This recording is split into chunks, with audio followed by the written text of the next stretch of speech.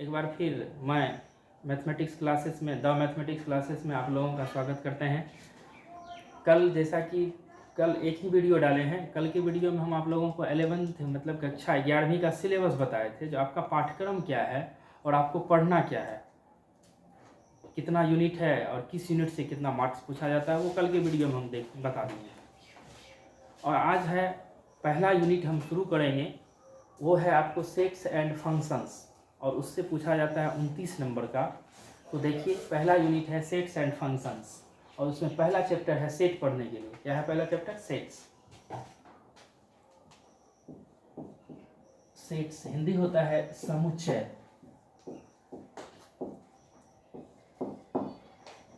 समुच्चय शब्द का प्रयोग जो है जर्मन गणितज्ञ, जर्मन मैथमेटिशियन जॉर्ज कैंटर साहब ने 1845 और 1918 ईस्वी के मध्य किए थे, और इन्होंने ही बताया जो समुच्चय है क्या। तो कौन किए थे? जॉर्ज कैंटर साहब। जॉर्ज कैंटर साहब कहाँ के थे? German mathematician. वही इसका प्रयोग किए थे सेट का। यह है जर्मन मैथमेटिशियन, जर्मन मैथमेटिशियन, इसका नाम है George canter, GEORG, George canter. 1845 से 1918 ईस्वी के मध्य समुच्चय शब्द का प्रयोग जर्मन के गणितज्ञ, कौन? जर्मन जॉर्ज कैंटर साहब ने किए थे। समुच्चय शब्द का प्रयोग जॉर्ज कैंटर साहब ने 1845 और 1918 ईस्वी के मध्य किए थे, और वो कहाँ के थे? जर्मन के थे गणितज्ञ। अब हम लोग जानेंगे कि ये समुच्चय है क्या चीज।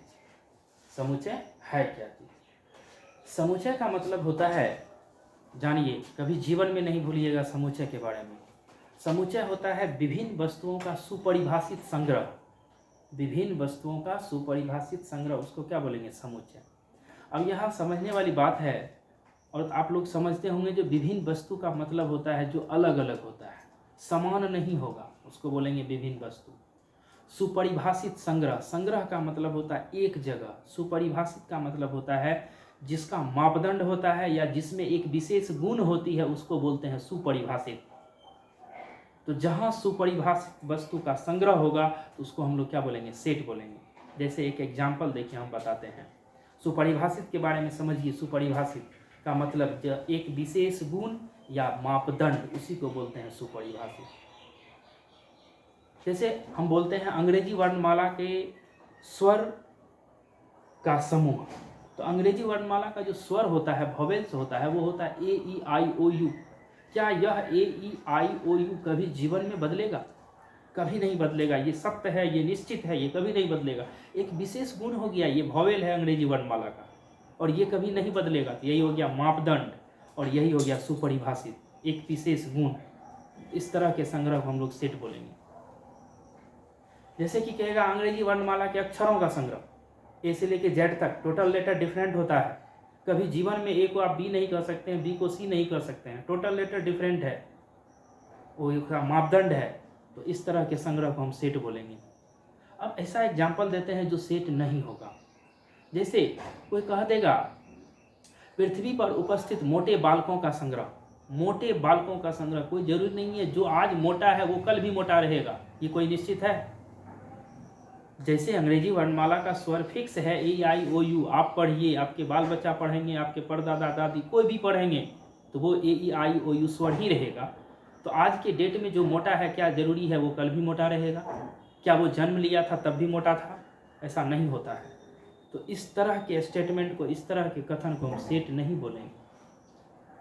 तो एक बात ठीक याद रखिएगा, सेट में जिस स्टेटमेंट में विशेष लगा रहे, महान लगा रहे, प्रतिष्ठित लगा रहे, लगे कि उसका बड़प्पन किया जा रहा है, तो वो सब स्टेटमेंट सेट नहीं होता है। जैसे सबसे तेज दौड़ने वाले बालकों का संग्रह सेट नहीं होगा।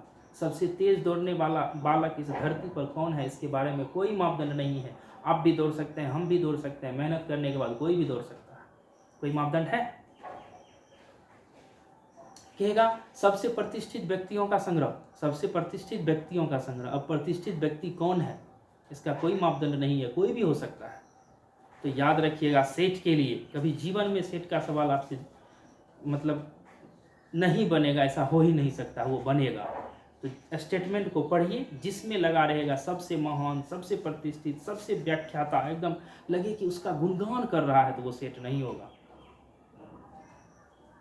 तो विभिन्न वस्तुओं का सुपरिभाषित संग्रह सेट होता है, और संग्रह का वस्तु जो होता है वो क्या हो जाएगा, उसका अवयव हो जाएगा। जैसे इस क्लास में मान लीजिए 25 स्टूडेंट बैठा हुआ है, तो एक संग्रह हो गया, और सुपरिभाषित लड़कों का संग्रह हो गया, क्योंकि 25 लड़का है तो 25 लड़का का रूप, रंग, व्यवहार सब क्या होगा, अलग अलग होगा।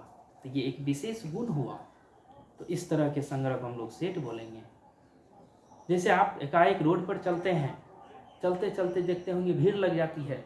भीड़ लगने के बाद क्या होता है, वहाँ आदमियों का जब भीड़ लगता है तो वहाँ सब अलग अलग होता है, तो वो संग्रह क्या होगा, एक सेट बनेगा। वो संग्रह क्या होगा, एक सेट बनेगा। और उस संग्रह का जो वस्तु है वो क्या होगा, उसका एलिमेंट बनेगा। तो इस तरह के संग्रह को हम लोग क्या बोलेंगे, सेट बोलेंगे। संग्रह का मतलब सुपरिभाषित संग्रह होना चाहिए वस्तुओं का, और सुपरिभाषित वस्तु का मतलब हो गया उसमें एक विशेष गुण होना चाहिए जिसका मापदंड होता है। तो ऐसे इस तरह के संग्रह को हम लोग क्या बोलेंगे, सेट बोलेंगे। और सेट को जब भी डिनोट किया जाता है तो अंग्रेजी वर्णमाला के कैपिटल लेटर से डिनोट किया जाता है, capital A, capital B, capital C, ये सब से। और सेट को जो है मिडल ब्रैकेट जो होता है, मध्यम कोष्ठक, उसके अंदर लिखा जाता है, एलिमेंट को अलग अलग करके। सेट को जब भी लिखेंगे तो मिड ब्रैकेट के अंदर लिखते हैं, एलिमेंट को अलग अलग करके। तो देखिए हम सेट के बारे में बताते हैं। सेट का डिफिनेशन क्या होता है। डिफिनेशन ऑफ सेट, समुच्चय की परिभाषा, समुच्चय की परिभाषा।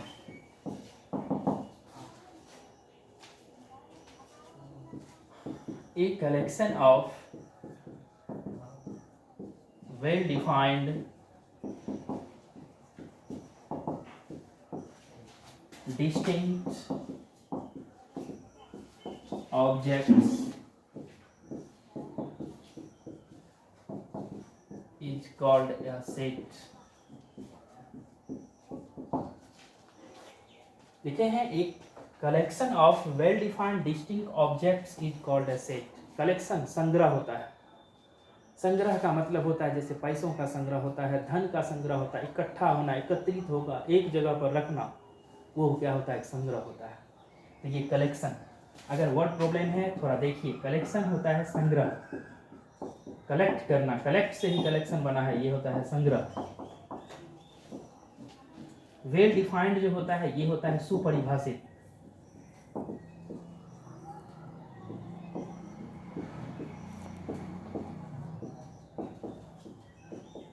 वेल डिफाइंड, सुपरिभाषित। डिस्टिंक्ट का मतलब होता है अलग अलग या विभिन्न, विभिन्न लिख दीजिए।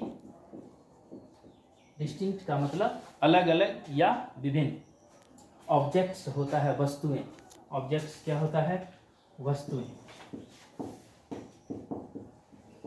ऑब्जेक्ट्स वस्तुएं। इसका हम हिंदी भी लिख देते हैं, सुपरिभाषित विभिन्न वस्तुओं का संग्रह। सुपरिभाषित, सुपरिभाषित विभिन्न वस्तुओं का संग्रह सेट कहलाता है।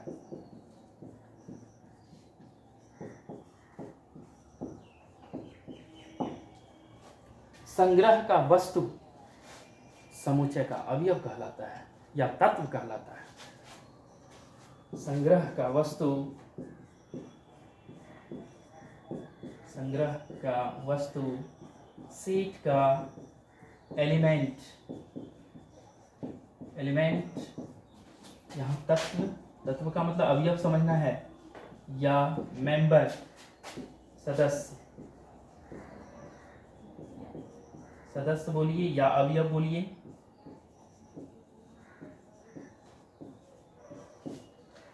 यहाँ अच्छा रहेगा, तत्व की जगह अवयव ही दे दीजिए। एलिमेंट अवयव या मेंबर, सदस्य या अवयव कहलाता है।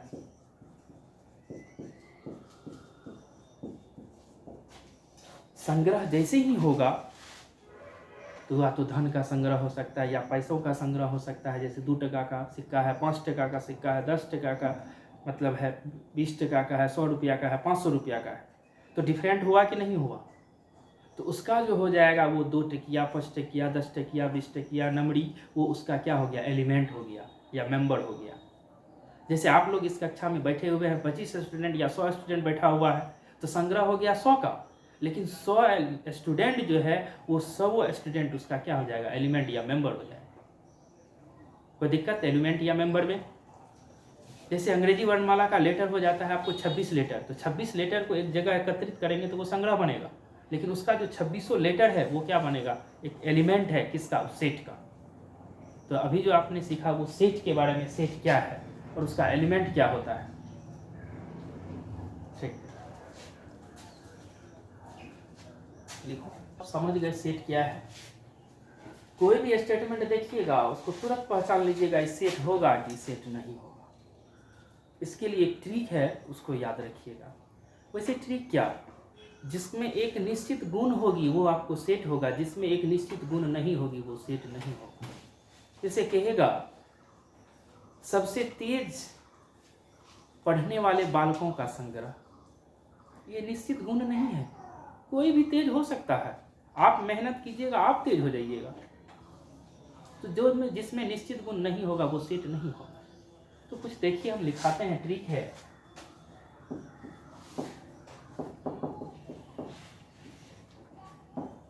सुपरिभाषित तो अभी हम बताए हैं आपको। सुपरिभाषित का ही मतलब होता है मापदंड। सुपरिभाषित है तो उसका मापदंड होगा, या यही होता है आपको विशेष गुण, या यही होता है निश्चित गुण। विशेष या निश्चित या गुण लगा दीजिए। अगर इस तरह की बात होती है उसको हम लोग सेट बोलेंगे। इसको हम लोग क्या बोलेंगे? सेट, समुच्चय। मतलब कोई स्टेटमेंट दिया हुआ रहेगा, उस कंडीशन का पालन करेगा, मतलब उसका जो एलिमेंट है उसका मापदंड होगा, या वो एक विशेष गुण का पालन कर रहा है, या उसमें एक निश्चित गुण है, तो वो सेट हो जाएगा। जैसे हम लिखते हैं एक स्टेटमेंट ऐसा भी जो सेट नहीं होगा, तो उसके लिए याद रखिएगा सर्वश्रेष्ठ अगर रहे, लगा रहे स्टेटमेंट में, प्रतिभाशाली लगा रहे स्टेटमेंट में, प्रतिभाशाली,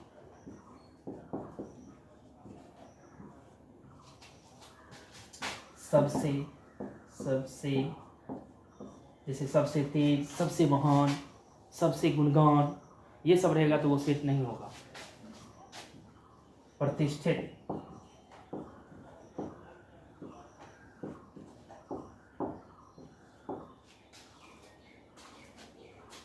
इस तरह का अगर सेंटेंस लिखा हुआ है आपको स्टेटमेंट में, सेट नहीं होगा वो। सेट, समुच्चय,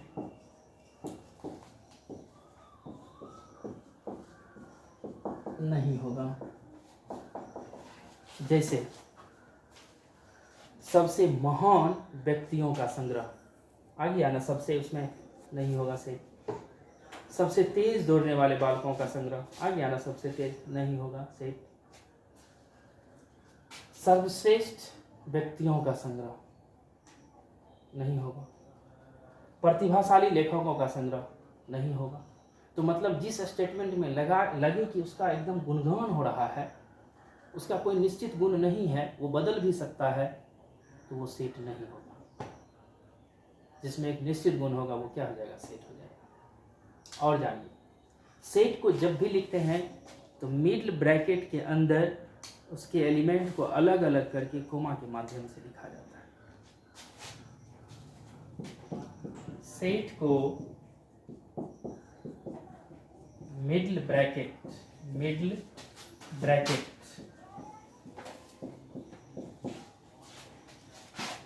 के द्वारा निरूपित किया जाता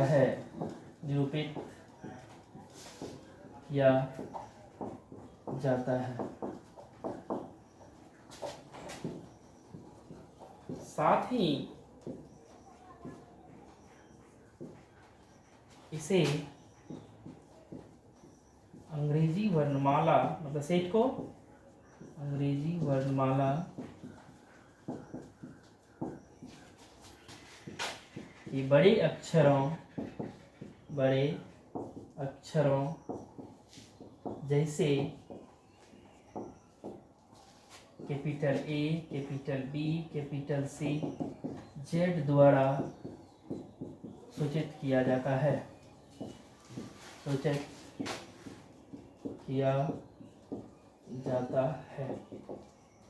सेट को जब भी हम लोग लिखेंगे तो मिड ब्रैकेट का तो प्रयोग करबे करेंगे, और उसका जो सूचित करते हैं सेट को कैपिटल लेटर से, capital A equal to capital B equal to capital C equal to, देखिए।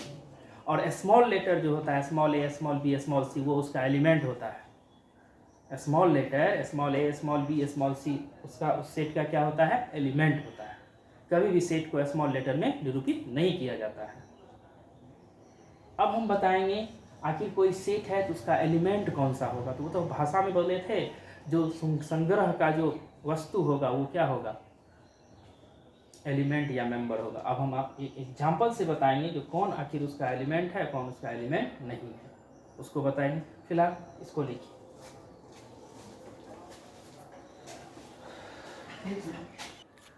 अब देखिए हम आपको बताते हैं एलिमेंट या मेंबर किसका, सेट का। सेट समझ गए, सेट क्या होता है, फिर से समझ लिए सेट के बारे में। सेट होता है सुपरिभाषित विभिन्न वस्तुओं का संग्रह, या विभिन्न वस्तुओं का सुपरिभाषित संग्रह सेट कहलाता है। मतलब उसका जो संग्रह है उसका मापदंड होना चाहिए, या उसमें एक विशेष गुण होना चाहिए, या उसका एक निश्चित गुण होना चाहिए, उसको हम लोग सेट बोलेंगे। जिसका निश्चित गुण नहीं होगा वो सेट नहीं होगा। अब देखिए एलिमेंट के बारे में बताते हैं। एलिमेंट या इसको मेंबर बोलिए, मेंबर ऑफ अ सेट, समुच्चय का अवयव या सदस्य, समुच्चय का अवयव या सदस्य। अभी हम बोले हैं समुच्चय को जब भी हम लोग नोटेशन करते हैं तो कैपिटल लेटर से, और उसको मिडल ब्रैकेट में लिखा जाता है। तो देखिए लेट मतलब होता है माना, ये कोई सेट है, ये कोई क्या है, सेट है, इसको मिडल ब्रैकेट के अंदर लिखना है, और इसका एलिमेंट लेते हैं A B C D E। अभी तुरंत बोले हैं सेट को कैपिटल लेटर से सूचित करते हैं और उसको मिडल ब्रैकेट के अंदर या मिडल ब्रैकेट के रूप में निरूपित किया जाता है। तो देखिए मिडल ब्रैकेट में लिखे, और इसके अंदर जो लिखे हैं वही इसका क्या है, अवयव है। इसके जो अंदर लिखे हैं, कि याद रखिएगा किसी भी सेट के मिडल ब्रैकेट के अंदर जो होता है वही उसका क्या होता है, एलिमेंट होता है। वैसे हम लैंग्वेज में बोले थे जो संग्रह का जो वस्तु होता है, संग्रह का जो वस्तु होता है वही उसका अवयव होता है। ये आपका टोटल संग्रह हो गया, और उसका वस्तु क्या है, ये हो गया A B C D E, यही तो अवयव है।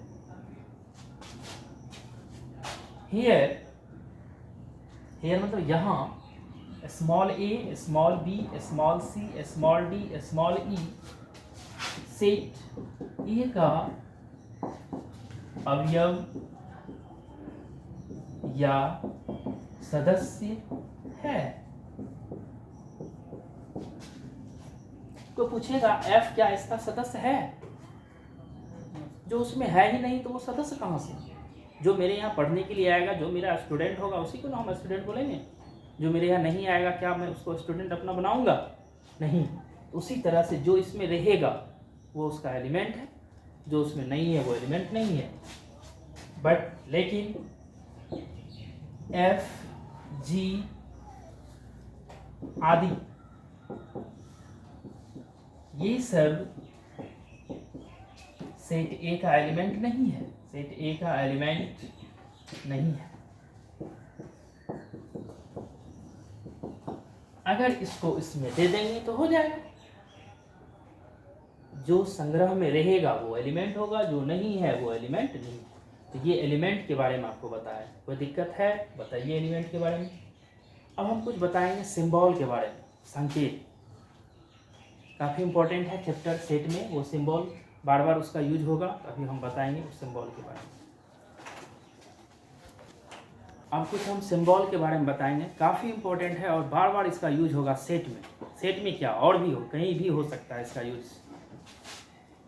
सिंबल संकेत होता है, जैसे इस तरह की बात होगी, इसको पढ़ना है बिलोंग्स टू, क्या पढ़ना है, बिलोंग्स या इप्सिनॉल, EPSINOL, इप्सिनॉल। हिंदी होता है का अवयव या सदस्य है, का अवयव या सदस्य।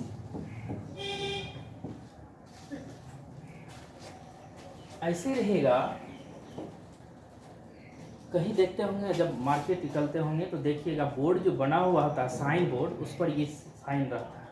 इसका मतलब होता है इंगित करना, वो इंगित करता है आप उधर मुड़िए या आप उधर जाइए, ये होता है इंगित करना। इसको बोलते हैं इम्प्लाइज, इंगित करना।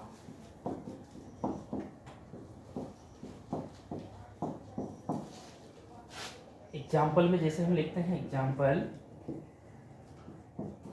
ऐसे ए इम्प्लाइज बी, क्या पढ़ेंगे इसको, ए इम्प्लाइज बी। इसका मतलब ए इंगित करता है किसको, बी को, ए इम्प्लाइज बी पढ़ेंगे, हिंदी होगा ए इंगित करता है बी को, ए इंगित करता है बी को। इसी में एक और है, दोनों तरफ से, ये ऐसे रहेगा तो इसको क्या पढ़ा, इसका मतलब होता है दोनों ओर से इंगित करना, टू वे इम्प्लीकेशन, दुविधा। इसको बोलते हैं टू वे इम्प्लीकेशन, दुविधा मतलब दोनों ओर से इंगित करना, दोनों ओर से इंगित करना। या इसको और भी बोल सकते हैं इफ एंड ओनली इफ,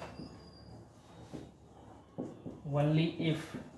इसको शॉर्ट में ऐसे लिखा जाता है IF, कहीं पर IFF लिखा हुआ है, समझिए यदि और केवल यदि, दुविधा, टू वे इम्प्लीकेशन है वो, हिंदी होता है यदि और केवल यदि, केवल यदि। या इसको और बोलते हैं implies and implied by, implies and implied by, जो आसान हो उसका प्रयोग कीजिए आप, तीनों का मतलब एक ही है। तो इसका मतलब होता है टू वे इम्प्लीकेशन, दोनों ओर से इंगित करना, दोनों ओर से इंगित करना। जैसे a प्लस बी का होल स्क्वायर इक्वल टू होता है इतना, इसका एग्जाम्पल अगर लेते हैं आप, a प्लस बी का होल स्क्वायर इक्वल टू होता है a square plus 2ab plus b square होता है। तो यहाँ टू वे इम्प्लीकेशन का यूज कर सकते हैं आप। इसका मतलब ये हुआ इतना का स्क्वायर ये होता है तो इसका भी वैल्यू तो ये होगा। तो ये है two way implication, two way implication, दुविधा। तो ये हो गया इफ एंड ओनली इफ या इम्प्लाइड एंड इम्प्लाइड बाय। तो ये तीन संकेत है, और भी है, फिलहाल इस तीन को देखेंगे। उसके बाद है सेट का निरूपण, सेट का निरूपण। इस दोनों पर तो एग्जाम्पल हम दे दिए, थोड़ा सा इस पर बचा हुआ है, इसको पर इसका भी एग्जाम्पल दे देते हैं। कोई सेट लेंगे तो कहाँ बिलोंग्स करेगा, कहाँ बिलोंग्स नहीं करेगा, थोड़ा सा उसको भी बता देंगे। पहले इसको लिखिए, पहला बिलोंग्स या डज नॉट बिलोंग्स, उसका प्रयोग कहाँ करेंगे उसको देखिए। लेट कर लेते हैं, ए कोई सेट है, इसका एलिमेंट है A B C D। तो ही है स्पष्ट है, A B C D A का एलिमेंट है, ए बिलोंग्स टू ए, क्या पढ़ेंगे इसको, A belongs to the set A. इसका मतलब हुआ ए सेट ए का अवयव है। बात सही है, जो उसमें रहेगा बिलोंग्स करेगा। सिमिलरली इसी प्रकार ये होता है, इसी प्रकार जैसे ये हुआ है, इसी प्रकार बी भी तो एक अवयव है, सी भी तो एक अवयव है, तो B belongs to A, C belongs to A, D belongs to A, D belongs to A, C belongs to A and D belongs to A. But जो उसमें नहीं है वो बिलोंग्स नहीं करेगा। एफ है, नहीं है, F does not belongs to set A, इसको पढ़ेंगे F does not belongs to set A. F set A का एलिमेंट नहीं है। इस तरह से जो उसमें रहेगा वो बिलोंग्स करेगा, जो उसमें नहीं है वो बिलोंग्स नहीं करेगा। के नहीं है, K does not belongs to, M नहीं है, डज नॉट बिलोंग्स टू। जो स्टूडेंट यहाँ पढ़ रहा है वो बिलोंग्स करेगा, जो रोड पे घूम रहा है वो बिलोंग्स नहीं करेगा। तो जो पढ़ रहा है वो सदस्य है, जो नहीं पढ़ रहा है, कहीं घूम रहा है, वो सदस्य नहीं है। तो आशा करते हैं आज जो हम पढ़ाए हैं इसमें आप लोगों को कोई परेशानी नहीं होगी। अगर आप लोगों को कोई समस्या नहीं होती है तो आप देखिए चैनल पर वीडियो को। अगर परेशानी होती है तो कमेंट में लिखिए, ये चीज़ हम नहीं समझे, तो उसको अगला वीडियो में दूर कर दिया जाएगा उस परेशानी को। और आप, ये दूसरा क्लास था तो आज इतना ही रहेगा। फिर कल देखेंगे सेट का निरूपण, सेट का निरूपण, जो कैसे सेट का निरूपण, एन क्या होता है, जेड क्या होता है, काफ़ी इम्पोर्टेंट चैप्टर है। देखो खास करके कोई भी क्लास के मैथमेटिक्स को सॉल्व करने के लिए मैथमेटिक्स ही किया, और सब सब्जेक्ट ले लीजिए फिजिक्स केमिस्ट्री, उसमें क्या होता है, थ्योरी को क्लियर करना होता है। अगर कंसेप्ट प्लस थ्योरी दोनों क्लियर हो जाता है तो सवाल बनेगा। या फिजिक्स का जो होता है वो लिखिएगा, केमिस्ट्री का जो होता है वो सब लिखिएगा। अगर ये कंसेप्ट क्लियर नहीं होगा, थ्योरी क्लियर नहीं होगा, तो फिर परेशानी है। जैसे अभी हम आपको थ्योरी नहीं पढ़ाते, सेट क्या है, उसका रिप्रेजेंटेशन क्या होता है, उसमें एलिमेंट क्या होता है, उसके बाद ये बिलोंग्स, इम्प्लाइज, ये सब क्या होता है। अगर सेट का कोई क्वेश्चन डाल देता तो परेशानी होती, इसलिए थ्योरी बहुत ज़्यादा मायने रखता है। तो आज की वीडियो में इतना ही रहेगा, कल की क्लास में देखेंगे हम लोग रिप्रेजेंटेशन। धन्यवाद।